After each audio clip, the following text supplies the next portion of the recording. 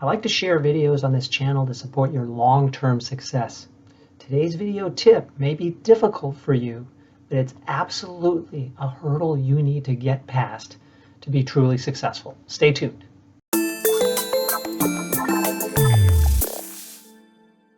In my recent coaching engagements, I've had two people in particular who have made commitments and then broken them.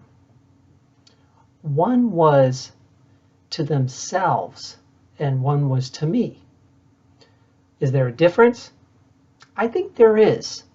Most people are generally good at keeping their commitments to other people because they're on the hook, right? They've made a public commitment, and I don't say public like from a stage to a group of people, but they've said something to another person about a commitment. We're usually more careful about those commitments because we don't want to be embarrassed and have to say that we weren't able to keep that commitment.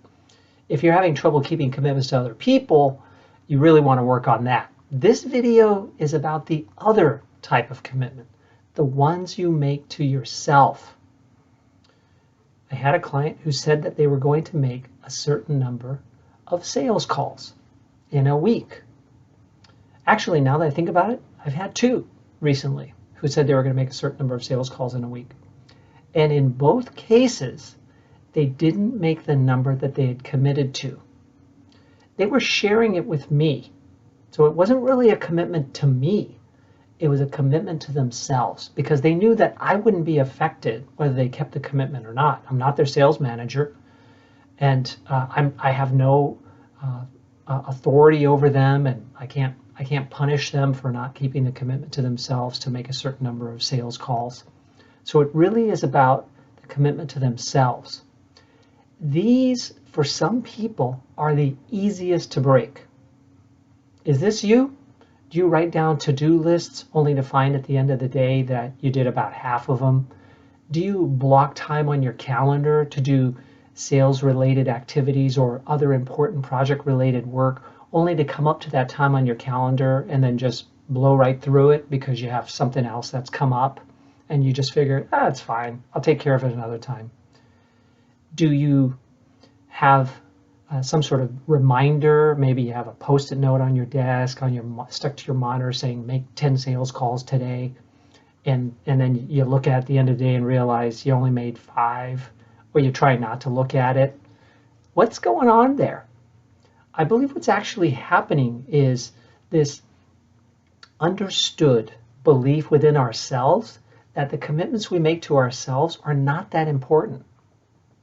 But I'm here to tell you that these are just as important as the commitments you make to other people, because the commitments you make to yourself, you will build up your self-esteem, your self-confidence, and your sense of control over your world when you plan and keep commitments to yourself. Over time, it makes a big difference in how you feel about your own effectiveness, your ability to get important work done that supports the achievement of long-term goals. I said at the opening of the video, I'm here to support your long-term success by establishing good habits that make a difference over time. Keeping a commitment this week, probably not going to make a huge difference in your life, but if you make commitments to yourself and keep them consistently over time, related to making a certain number of sales calls, following up, completing paperwork, being ahead of deadlines to turn in proposals to prospects. When you commit to these things to yourself to live a certain way and you consistently do that, you will find that your confidence really surges, your esteem will rise, and that will come across with the people you meet. They'll feel it, and they'll have a greater confidence in you and a greater willingness to do business with you. I hope this video convicts you to take a hard look in the mirror and decide, are you able to keep commitments to yourself regularly or not? And if not, what can you do to change? How can you start honoring the commitments you make to yourself? Maybe lessen the number of commitments you make to yourself. Be a little clearer about the commitments you make to yourself, and make sure that you really have the time to do them rather than make them as casual commitments. I hope these ideas help you.